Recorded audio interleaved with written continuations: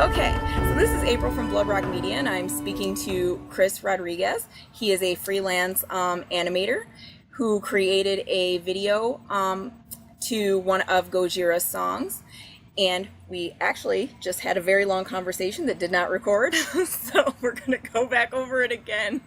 Okay. So, what inspired you, as though I don't know the answer, what inspired you to create the video? Well, like I said before, I won't say that. I would pretend that. Let's just pretend it didn't happen. Right, right.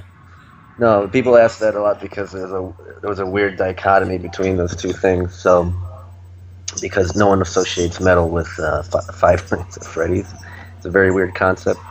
So basically, 2 years ago, I watched a video by Matt Pat from Game Theory, and he was basically just breaking down some of the story in Five Nights at Freddy's that's kind of hidden.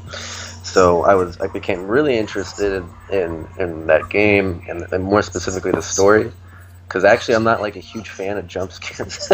I don't really play it that much, but what really attracts me is story a lot. So and at the same time, I went to go see a couple Mastodon shows, and Gojira was opening up for them. So those two things together, just made sense to me. And usually my ideas come up when I'm driving in the car, and I just get these visuals in my head. So from there, I get obsessive, and that's how it came about. So what made you think that Five Nights at Freddy's and Gojira would kind of, I guess, come together to be something so awesome? So I had to just believe that it would, because I had no idea. For a long time, I was like, oh man, this is gonna be so cringy. Like, that was a big fear of mine, because a lot of times there's our music videos of Five Nights at Freddy's all the time on the internet, and a lot of the times they're not very good. So I just had to believe in it, and I just thought, to me, it made sense. Like, these kids are trapped in, like, ghost kids are trapped in these suits. What is more metal than that? There's not much. Not much. And as we talked about before, you started out with not many, if any, YouTube subscribers. Now you have a lot, and your video has over 250,000 views. And the band, you were actually able to get in touch with the band, and they seen it and thought it was pretty awesome and shared it. And that had to be pretty exciting. Oh yeah, I mean, how that happened was I got in contact with, I live in New York, so I knew that their studio, Silvercord Studios, is like at. So I sent an email to I email on a whim just to that studio and showed them the video, and the guy was like, "Oh my god, this is awesome! I'm gonna send it to the band," and then they reacted and they shared it on Facebook. It got it on Metal Injection too. It was so that was really cool. That was one of my goals, was to have them see it. So I'm glad they did. That's awesome. It had to be like an amazing feeling for them to comment on it and share it. Because not only did you do it because you're a fan of theirs, but it's your job. It's what you want to do for a living, and it's your art. Yeah, and like I respect all those guys a lot. Joe, Christian, Mario, Christian, Joe, Mario, and Jean-Michel. I'm not going to forget him. So, So those are guys who like grinded out, like they were obscured. They really climbed the ladder in terms of getting out there and being in France and then coming here. So I have a lot of respect for those guys. So for them even just to like look at it, would mean a lot. Yeah, they're one of those bands that there are bands that kind of come out of nowhere, and then you're like, where the heck did these guys come from? And you see that maybe they had been a band for a year or two, and Gojira is one of those bands that, I mean, they paid their dues. Yeah. Mark, the co-owner of Bloodrock Media, saw them at one of their first shows in the U.S., where they were actually begging people to buy merch because they weren't sure they're going to be able to make it to their next gig, because they used every penny they had to get over here to play a tour. Right. I mean, that kind of shit, like, that's when those guys mean it. Like they're willing to sacrifice everything. Like they're across an ocean, not sure if they're gonna make it to the next gig. It's something really like punk rock about it too. So. Yeah, it's awesome. I mean, and you feel that when you're at a show. I mean, like you saw, I think we saw the same tour when they were touring with Mastodon a few years ago. But when you're at a show with them, it's like you feel every word, you feel every time, the drum is hit. I mean, they are just, it's like the energy they give off is like infectious, and it's just, you have to love them.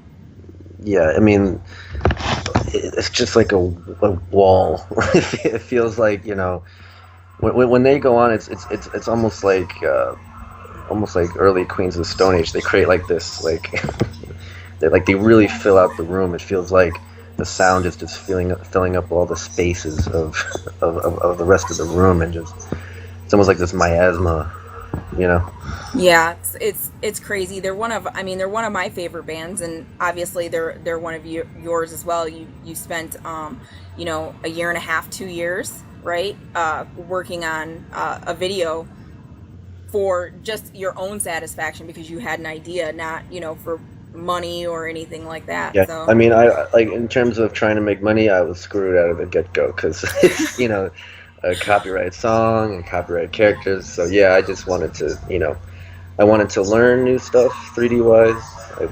I liked doing it, and hopefully people responded well, and it seems like they did.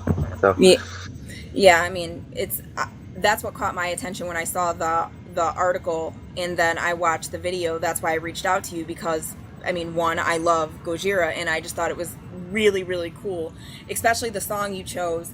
It's one of those songs that kind of starts out very slow, and then it builds up, and your video did the same exact thing. It just kind of started out slow, where the characters were kind of, I guess, I don't know how to describe it, very like kind of slow moving, and then they sped up just as the song does, and I thought it was perfect.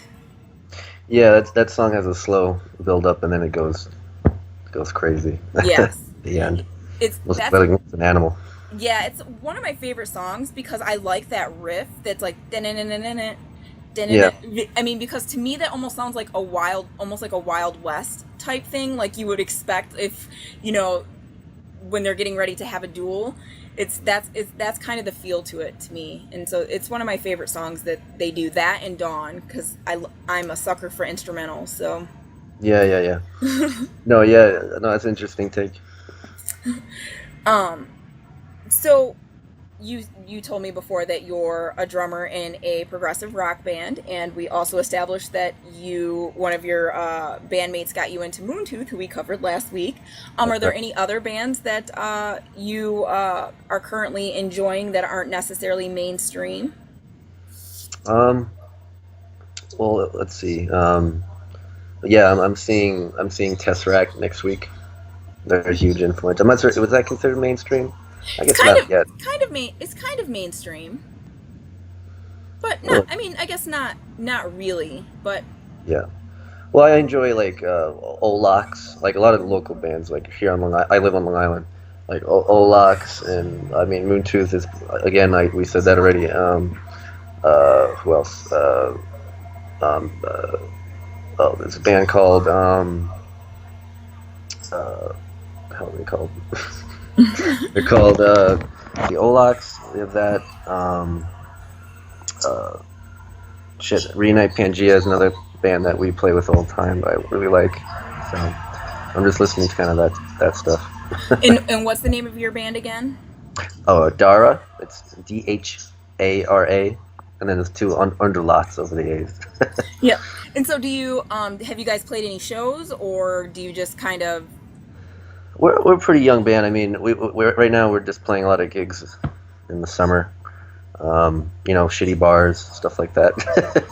Yeah, That's the scene here in Michigan too. So Mark the Coner is also in a band, and basically sometimes you're like, I need a tetanus shot before I go into that bar. Our home base is this place called Comiskey Park, and it's like super close. It's divey as shit, but we love playing there because it's almost like a testing ground because they have no PA. They have they have like nothing. It's like, but we love it because like if you can play there and sound good there, everywhere else is kind of easy. Yeah, that's awesome. Are you guys going to record an album, or are you just going to kind of gig and see what happens? No, we're gonna record. My bassist has a bunch of he went to school for sound engineering, so so we're gonna record a few songs, and then we just like doing it. We don't expect anything from it, really. I mean, a progressive rock, instrumental rock band. Not sure we're gonna make the top 40. I don't know. So Bloodrock Media, our company, we get stuff from all over, and we get a lot of progressive music, and instrumentals are the new thing. And like we talked about it. I mean, I'm a sucker for instrumentals because to me, sometimes vocals, if you don't have a really good vocalist, it takes away from the music. So I think there's bands that are really, really good, and the vocalist actually takes away from the actual music. And if you don't have a really good vocalist, you basically lose fans for that very reason, because it's very difficult to ignore a vocalist. Yeah, no, that's what we're afraid, because we all like each other a lot. We've had every I think everyone who's been in some kind of scene knows the horror stories of dealing with some people. Yeah. So combination of we all really like each other, and we're afraid if we don't get someone really good, then it kind of takes away from it, So that's definitely true. Yep, and you can always have if you feel like you need a vocalist, you could always, if you know people, have them just guest on songs or whatever. You don't have to have an actual vocalist. Yeah, I mean, we always keep our eyes open. I mean, we're so obscure right now. It's we just started off. We're just trying to get people to be like, oh yeah, I know that guy. I never heard of him. Yeah.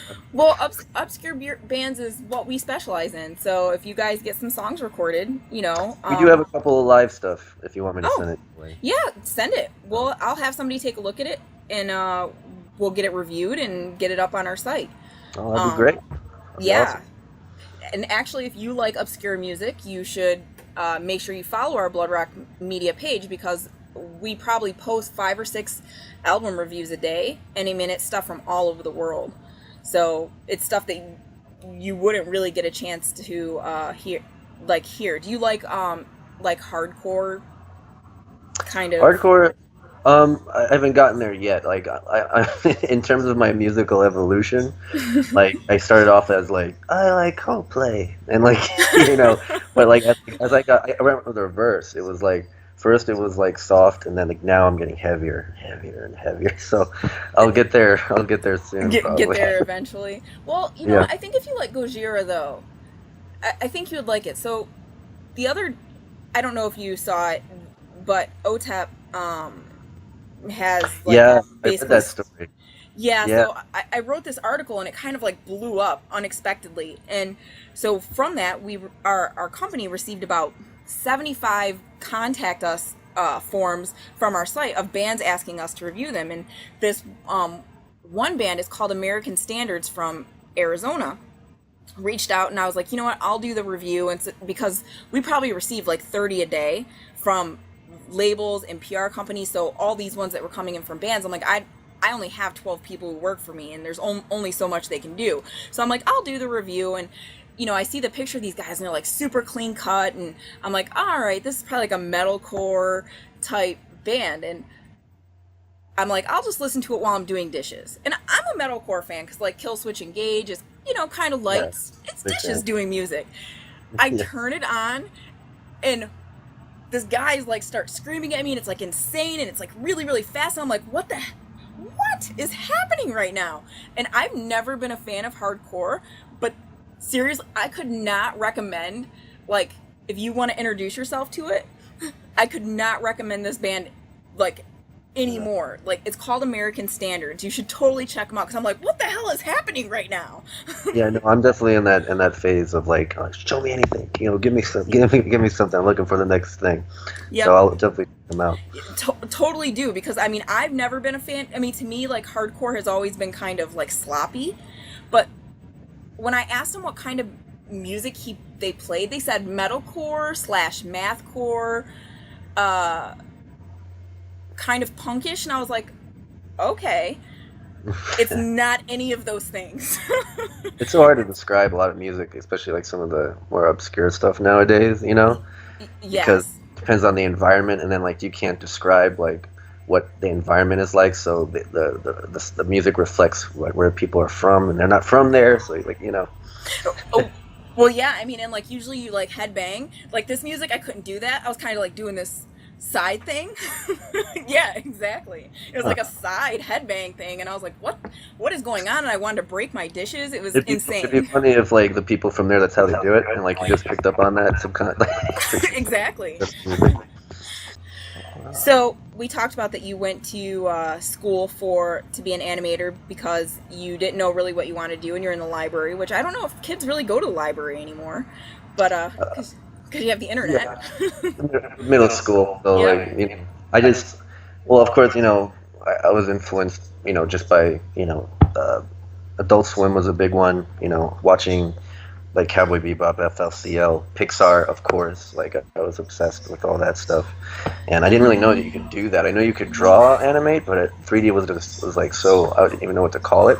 So I was in a library like looking for what the hell am I gonna do, and I saw a 3D animator. I'm like, that looks, you can do that shit, because like I thought like you just like put it in a computer or something, and I didn't really like to draw, and really 3D is like. I always did stuff the really hard way. Like, like I didn't like drawing, and I knew that you could animate that way, but like 3D, you have to model the thing, you got to rig the thing, you got to texture the thing, then you got to light it, and then you have to animate it afterwards. So I always made it hard on myself, not because of just like, oh, I'm, like I want to do it the hard way. It's just because I guess that's how it worked out. Well, I mean, at least you found something that you love doing. Obviously, I mean, and also I just like doing it. Right. Of course. And you said you've worked on a few other projects. Yeah. What other kind of projects have you worked on? I went to Washington D.C. To work. Really, it's in Maryland, in Bethesda. To work on Ancient Earth at this studio called Pixel Dust Studios. So did that. I did a lot of like pre-viz stuff or pre-visualization. It's basically just 3D storyboard stuff in New York. That's a lot of what I do. So a lot of camera work. So that's where like I get a lot of compliments on the video for like some of the camera work in the Savage Children. And I'm like, yeah, because I just have the vision, and I know like I also like film as well, so I know about focal length and all that stuff, and it all just carries over to 3D. So, do you have any plans to do any more videos, music videos, or was that your one? I think I'm done with that for a while. One project I'm working on is actually with my sister, Nicole Rodriguez, and she's writing this comic book called Bad Soul. And at the end of every chapter, what we're gonna do is that we're gonna have a little thing in CG. It's because it's a webcomic, so you can do that shit. Yep. Oh, that's awesome. You just play the video and it runs, and I'm helping write a little bit, but like it's amazing. Like it's an amazing story. We have one guy from the band doing the music for some of the videos, so it's we'll see how that goes. When do you think that'll be finished? That project will be completed. It's gonna take a while. Like it's gonna be updated regularly. I mean, like this is like a 5-10 year plan kind of thing. Oh. And it's serialized, so like you release a little bit, and then so. Awesome.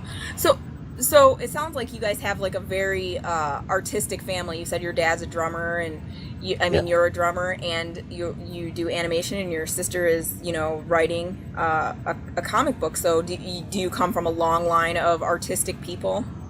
Like the only one that was artistic really was my grandfather on my mother's side, but since he had like 5 kids, he couldn't really he couldn't in Spain. My mom in Spain, he couldn't really do it. But I mean, he has this one baller like drawing over there. I see it right now, of like Jesus just like dying. But it's like really good. Like he was really good at pencil work, so I guess that's where it's from. Awesome. I mean, that's awesome. And you said that your parents were very encouraging about going to art school, which is an anomaly in itself, because most parents are like, art's not a job. You need to go to school for a job. Did you ever consider doing anything else? Um, sometimes it's hard, man. It really is. Like I'm not rich at all. It's always a struggle. You just have to be in it to love it, and like if you love it enough, you find time to do it. Like a lot of times, like I see people who just like give up, and I'm like who got to you, man? Like, like what happened? Like what happened?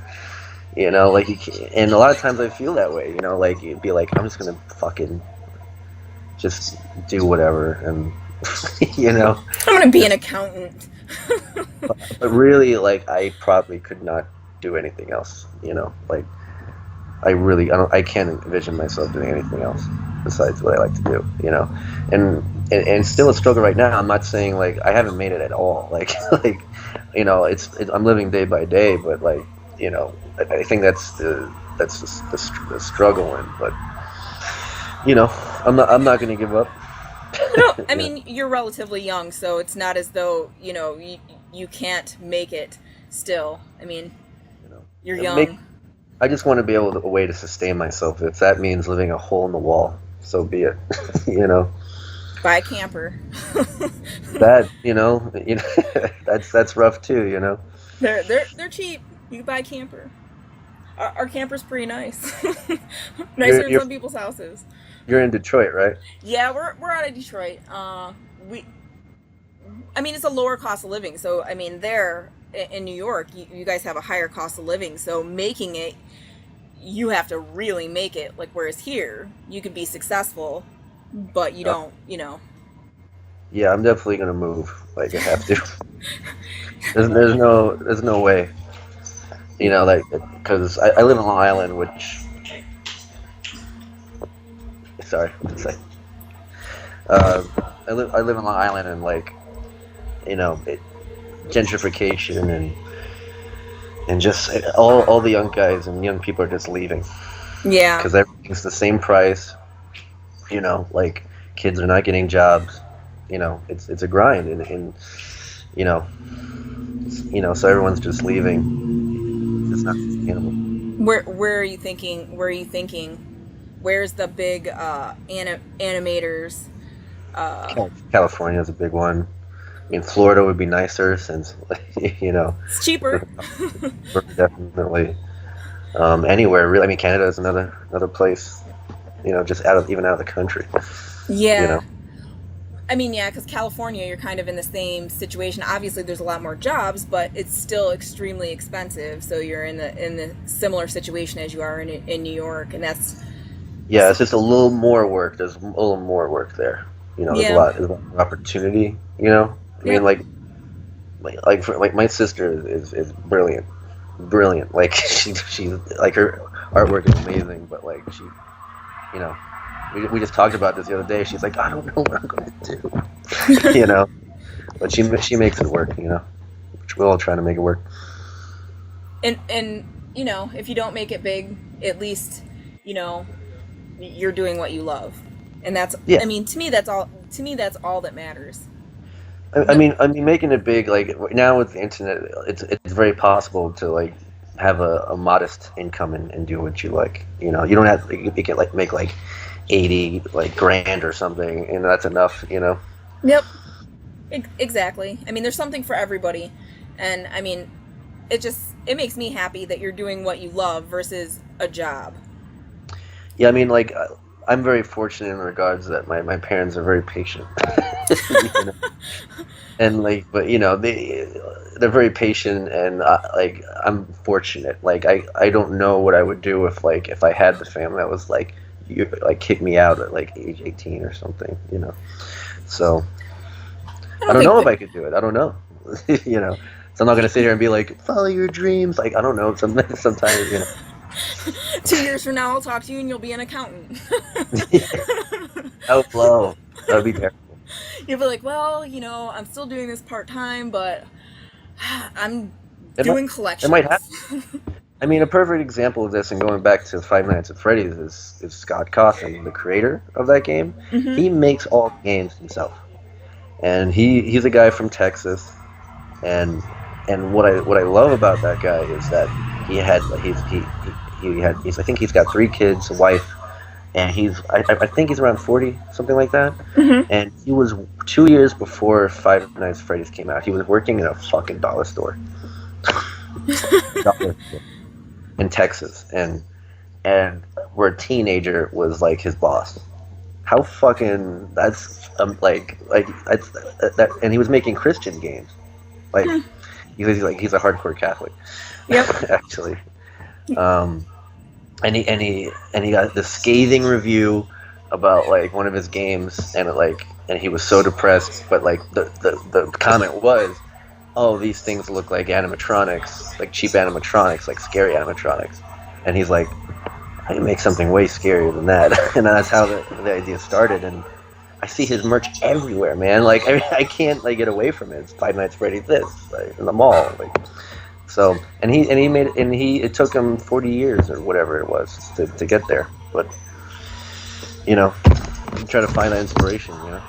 Yeah, well, I mean, again, it's about not settling, you know. Yeah. You have to do what makes you happy, and do what you love. And if that's music, do music. I mean, maybe you have to have a day job at a dollar store or whatever it is, and you know, until you can, you know, afford to move out or whatever. But you know, I mean, for young people, you're relatively young yourself, so you know, you have to do what you love. I have a 22-year-old son, and that's what I've always told him. Don't settle. Wow. You know, don't settle.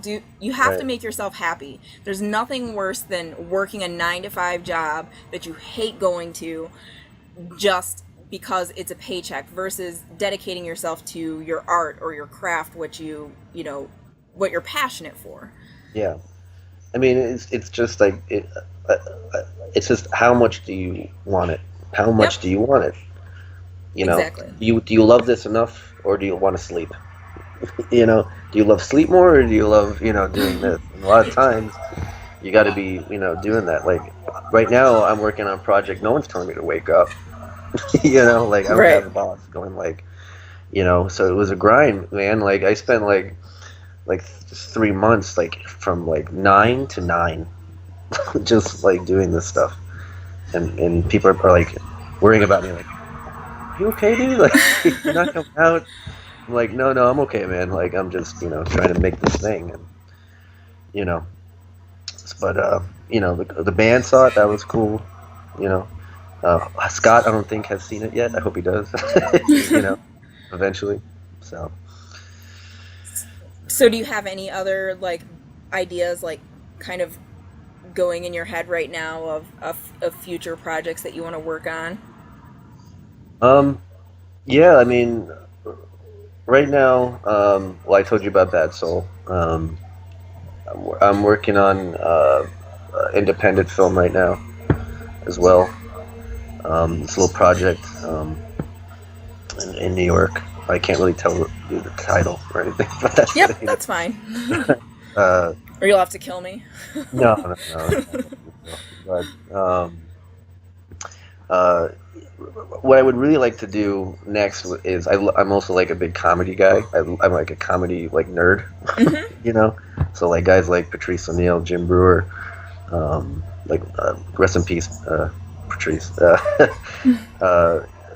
Kevin, you know, all those guys. You know, I want to do like a little short little thing where like like a really characterized thing of like a 20-second thing of one of their jokes. That'd be cool to do. So working on that. That would be awesome. Have you thought about maybe doing something like sci-fi-ish, since the Five Nights at Freddy's is kind of horror? Yes, actually, I have a lot of. Me and my friend are trying to do. What the hell is this? This is arcade game. Doomstar or no, Sinistar. The old arcade game. Okay. And basically do like a short minute thing. Oh no, not Sinistar. What the hell is it called? Oh man, he's gonna kill me. He brought it. No, it is called Sinistar. It's like this old '80s arcade game, and we just want to do like a really nice like visual thing of like it's like the. So basically, it's this game where you're like a little airplane pilot, not a space pilot, and then like there's this really scary like little orb following you called Sinistar. We want to make it like huge, like planet-sized, and just as like a short thing to like demonstrate like a modern take on it. So. Well, if you guys do something like that, I actually have a couple of friends who have put out some sci-fi, have written and produced sci-fi movies for the Sci-Fi Channel, so they could probably get you some contacts with folks there. Oh wow, yeah, I would like that. Yeah, one of my coworkers at my day job that pays my bills, he's actually written a few horror and sci-fi movies, and his last one, I can't remember what it was called. He's gonna kill me. I've watched it twice though. It's like a zombie, and you know who DC Douglas is? No, I'm sorry. So he's like a big sci-fi guy. He was what's the name of that show that's on Sci-Fi Network? I can't think of it. It's a zombie show. It's almost, but it's kind of like intentionally B-movie-ish.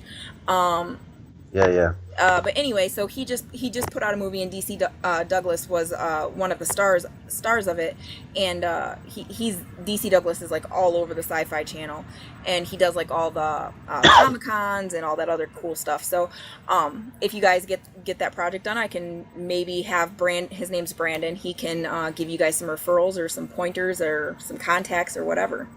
Oh great, yeah, no, I would really appreciate that. Thank you. No, you're welcome. Or anything else. I mean, maybe there's some work there. I can put you in contact with them. I mean, Bad Soul is sci-fi too. It's a post-apocalyptic thing. Yep. So, it's a pretty fucked up story. I like it. Yeah, yeah. I'm a big horror junkie myself, and yeah. I like some sci-fi, but I'm more of like a fan. I like more fantasy stuff. Are you looking forward to the It movie? I am. I like to be scared, but it terrifies me. Like it's Stephen King's It is one of my favorite. Is my favorite book of all time, probably.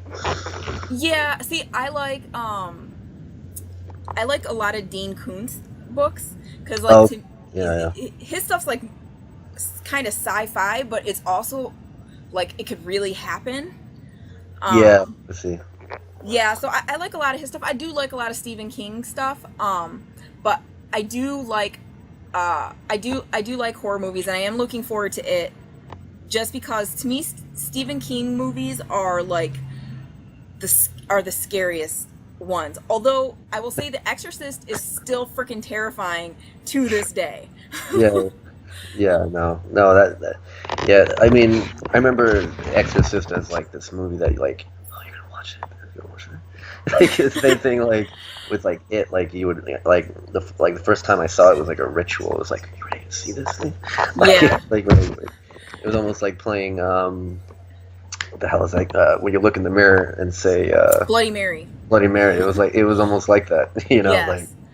Yeah, I mean, I feel like all the old horror movies are kind of like a rites of passage almost. Like you have to watch them. Like you have to watch Friday the 13th. You have to watch Nightmare on Elm Street. You have to watch the Stephen King movies. You have to watch all those because, I mean, although if you watch them now, some of them are pretty cheesy. You're like, how was I even afraid of this? Yeah, no, of course. I mean, man, some of that stuff traumatized me for a long time. You know, like I still like if I get out of bed, like is at night, like I just saw. You ever see Are You Afraid of the Dark Yes. when you were a kid? Yeah. Like, uh, like there was this one thing. Like I would always remember this. Like he got off the bed and like these two hairy claws grabbed his legs, and I was like, oh my god. And still, when I wake up, I do a little jump. Like I do a little jump when I get off the bed. You know. That's adorable. Yeah, you know, just like it's like, of course something's gonna happen, but We'll you see. know. Mine from a horror movie is, I don't know if you've ever seen it, Sleepaway Camp. No, I know. So it's about like summer camp, but I think it was like Sleepaway Camp 2 or 3, where the murderer actually killed somebody and they were still alive, but they were in the porta potty. And so when somebody went in to go use the John, there's like all these worms and all this other crap like eating him. Yeah, see, you're making that face. It's the only horror movie that has ever made me vomit. And I still, if I ever have to use a porta john, I look in there to make sure there's nobody in there. Oh man, that's rough, especially when you're at concerts all the time. Oh, it's disgusting, and I avoid using them at all costs because I don't want to be the person to find somebody in the porta john. Worm all over them. Like the worms. Ugh. Like, yeah, there was that story not too long ago about that guy, I think he was like Romanian or something, that his buddy dropped his phone in the porta potty, and he jumped in to get his buddy's phone, and he said he felt things swimming against his legs and stuff. Ugh. What? Yeah, it was like maybe a year ago. It wasn't even his phone, it was his friend's phone. And of course he didn't find the phone, and if he did find the phone, it's gone. It's gonna be like that creature from Star Wars. And Exactly. Ugh. The Death Star. And the eye comes out. Probably what. Oh. Just But throw it's them like, in there. if it's your phone, I wouldn't even consider it for my own phone, let alone No, somebody you're like, else's phone. That's a wrap. Yep. That's a wrap. Bye. That's it. And actually, because we've had so many issues with my dog, I just had to buy a second new phone in the last year because my little dog, one of my dogs, they're both little, but my newer puppy went running by and ripped my phone off the desk, and it fell face down on the floor, and the LED screen exploded underneath it and broke. Oh, jeez. My dogs are like complete jerks. You gotta love put them them. like in the kitchen or whatever, in a space or something, you know. Yeah, they're jerks. I need to put there she put 'em is. in, I need to put them in I need to put them in training. But I love dogs, and I love animals in general. But my dogs are like the biggest jerks on the face of the planet. I think every time that I contacted you, you're like, my dog did this. My dogs like ruined my life. Really? How this time? Yeah, I know. If we had decided, like, you know what, let's do a recorded video, not on Skype, I would have been like, you know what, my dog broke my phone. Yeah. And you would have been like, wow, your dog, you should do a video of my dogs, because they're the complete jerks. But me choking them. You know. Oh my God. They're terrible. They're terrible. Well, I'm going to let you go because it's getting dark and I don't want to lose my light here in this thing. So it was very nice talking to you, and it's an awesome video. And if you could send me your band, some of your band's live stuff, I will get that reviewed and posted on our site. And I will get this edited and up on bloodrockmedia.com and all our social media. Awesome. It was great meeting you and talking to you. Thank you so much. All right. Thank you so much. Bye-bye. Bye.